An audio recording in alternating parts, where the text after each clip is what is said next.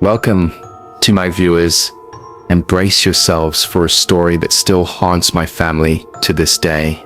If you've ever been somewhere you thought was completely safe, only to realize something deeply unsettling was waiting just beneath the surface, this one's for you. What happened to my brother and me during a snowy childhood vacation still sends chills down my spine, and honestly, we were lucky things didn't end much worse. My family owns a small vacation home tucked away in Colorado. My parents are big-time scares, which is the whole reason they bought the place to begin with. It's been in our family since before I was even born. The place has definitely aged a bit, but that's no surprise. It's over 40 years old. It's not supposed to look brand new anymore. My dad has done a lot of work trying to keep it in good shape over the years. It's still in our family today, though it's really wearing down now. My dad's mentioned knocking it down to build something newer, but that's his decision, not mine. The story I'm about to share happened roughly 15 years ago. I was just 8 at the time, and my older brother Josh was 11. We were in Colorado during a full-blown blizzard. The snow was piling up fast, and naturally Josh and I couldn't resist playing in it. What made that party so great as kids was the space. It was a wide open area surrounded by dense woods. The land stretched on all sides, and there was this dead-end road leading downhill to a few other large, mostly empty properties. It was the perfect setup for hide and seek, snowball fights, and whatever made-up games we came up with. One of our favorite games was a version of Capture the Flag with snowballs. We each made a fort and placed one massive snowball behind the walls to act as a jewel. The goal was to infiltrate the other person's fort, grab the jewel, and bring it back. The only rule was that we had to declare our fort's location ahead of time. This particular time Josh picked the neighboring property closest to ours. No one was ever there. Seriously, like 90% of the time it was just an empty house. So we used their yard for games a lot. Josh built his snow fort over there, and once he ran down the road to get started, I waited for the whistle that meant it was game time, but the whistle didn't come. 5 minutes passed, then 10. I figured maybe I just couldn't hear him through the storm, so I started thinking about my route. I had 2 options: cut through the woods, or walk the road. As a nervous 8-year-old, the idea of the woods during a snowstorm felt too creepy, so I stuck to the road. The snow was thick and unplowed. As I pushed forward, flakes stung my cheeks, but thanks to the ridiculous number of layers my mom dressed me in, I wasn't cold. As I got near the other property's driveway, I looked through the trees and didn't see Josh anywhere. The winter stripped the branches bare, so visibility was pretty clear. I stepped off the road and through the brush to sneak toward his fort, but there was no sign of him at all. His fort was there, so I thought maybe he was hiding. After searching around and calling his name, I headed toward the fort to grab the jewel. That's when I heard her. A woman's voice called out from the porch. "Excuse me, are you looking for your brother?" I spun around and saw an older woman standing at the front door of the neighbor's house. I shouted back that we were just playing a game. She said, "Your brother isn't here." That threw me off. I stepped toward the porch slowly, and as I got closer, I could make out her features. To my 8-year-old eyes, she looked ancient, but that may have just been my fear talking. Then something else caught my eye. Movement from an upstairs window. Someone was peering out. I could only see half of their face, but it looked like they were wearing a black beanie. The rest of their face was hidden below the window frame. For a moment, I thought maybe it was Josh playing a trick, but then I noticed another trail of footprints leading up to the door. Josh's, but only going one way. The woman was smiling at me in a way I can't describe. It was almost like she was too calm. She then waved for me to come inside. My heart dropped. Something deep in my gut told me that was a very bad idea. I froze and screamed, "Josh!" The woman stopped smiling instantly. That seemed to catch her off guard. Then I looked at the tracks again. They weren't just going to the house. There was a second set overlapping the first. Whoever made them had gone back toward the woods. That's when I heard footsteps inside, heavy ones, moving quickly, coming down from upstairs. I didn't wait. I turned and bolted. The woman shouted something behind me, but I couldn't make it out. I looked back once. The person in the upstairs window was gone. I didn't stop running until I hit the road, following my own footprints back toward home. That's when I heard it. My dad's whistle. The one he always used to call us in at dinner time. I sprinted the rest of the way. When I got back, my dad and Josh were already waiting. Apparently they had started looking for me. Before I could say a word, Josh started telling me how some people at that house tried to get him to come inside too. My blood ran cold. I told him the exact same thing happened to me. My dad grabbed a weapon, some kind of bat or metal rod, and told us to stay put while he went to check it out. He came back later with a pale face and told us the front door was locked. No one was answering, so he visited another neighbor down the road, who knew the owner. They gave them a call right away. Here's the part that still makes my skin crawl. The owners of the house weren't there. They hadn't been there that weekend. No one was supposed to be inside. The cops were called, and my brother and I had to describe the woman to an officer. That was the last we were directly involved. But according to my dad, the back door of the house was unlocked. Police went in and searched the entire property. Nothing. No people. No evidence. No explanations. Just silence. After that, my parents removed any valuables from our cabin, afraid someone might try to break in while we were away. And Josh and we never played near that house again. Not because our parents told us not to, but because of the memory burned into us from that day. We still talk about how close we came to going inside, and every time, we thank God we did.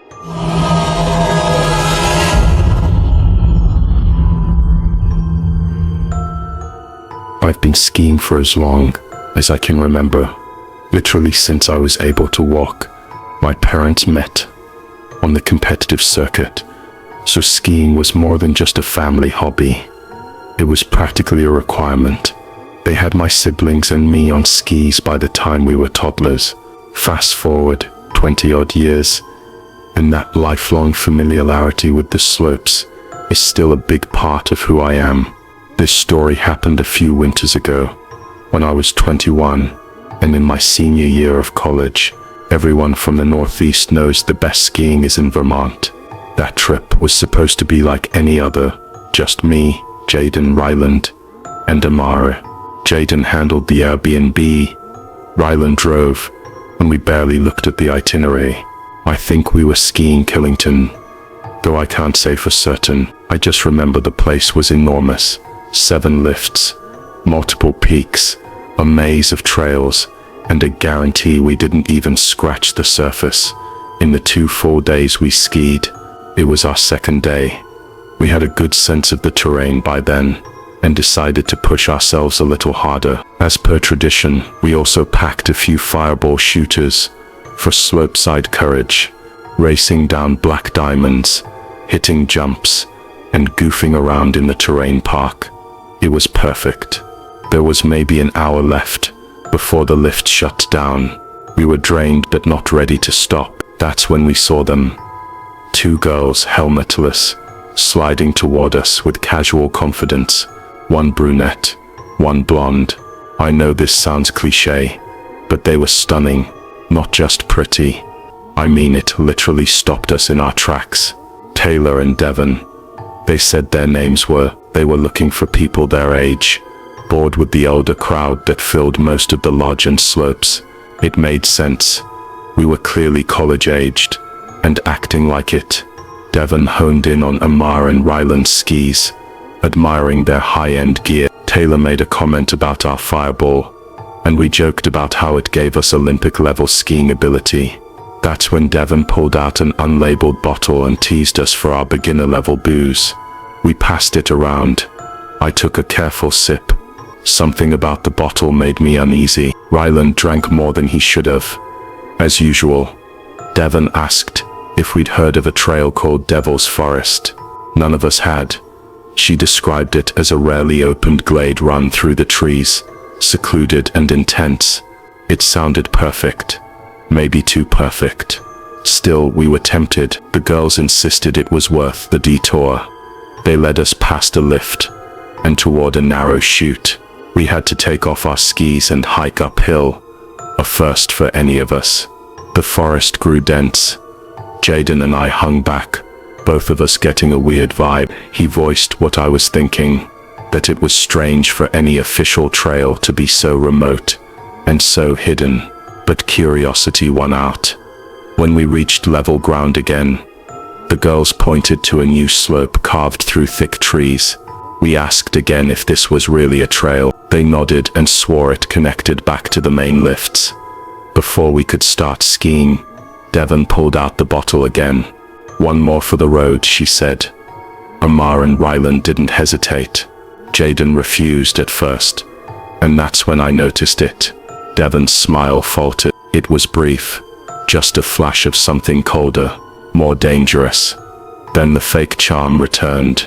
Jaden gave in. When it was my turn, I faked a sip. They took off down the slope, daring us to keep up. Amar and Ryland followed like dogs on leashes. Jaden and I exchanged a look and followed, mostly out of concern. The trees closed in tight. Shadows stretched long. At the bottom we skidded to a stop and saw nothing. No lift, no signs, just forest. I asked where the lift was. They smiled and said it was close, that we'd rest first. Then Ryland collapsed, dead weight in the snow. They laughed it off, but it didn't feel like a joke. Amara dropped next. I rushed over, heart pounding. Both were breathing, but unresponsive. Jaden took a step forward, demanded answers, then crumpled. Now it was just me. The girls weren't pretending anymore. Their expressions were blank, calculating. I was dizzy, barely hanging on. I slumped down, refusing to blink. They just stood there waiting. Eventually Taylor muttered, "He didn't drink enough."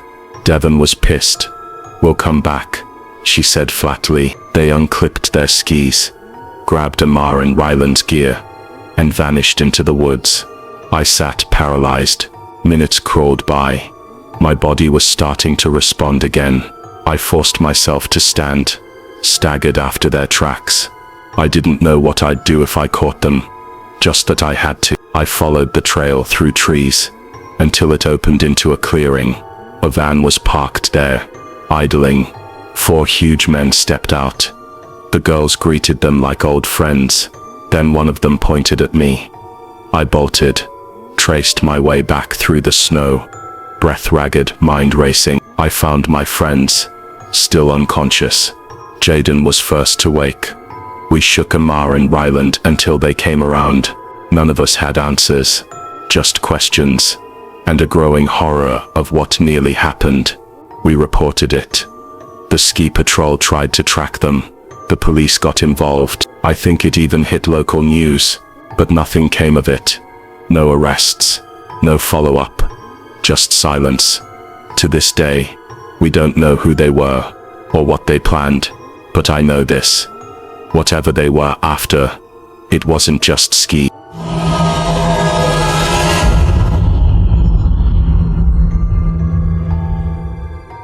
This is going to sound a little weird, but just bear with me. Every winter, my friends Kyle, Ricky and I have this strange little tradition. Nothing fancy, nothing wild. We just drive a few towns over to this frozen lake, bundled up like idiots, and walk out onto the ice. That's it. That's the whole tradition. It started as a random night out during high school, but something about it stuck. The quiet, the stillness, the absolute isolation. It's oddly peaceful, like you're standing inside a snow globe, just you and the silence. No cars, no people, just snowflakes drifting down like ash, and that soft muted crunch of boots on ice. There's also something visually haunting about a frozen lake at night. If you've ever stood on one under a full moon, you'll get it.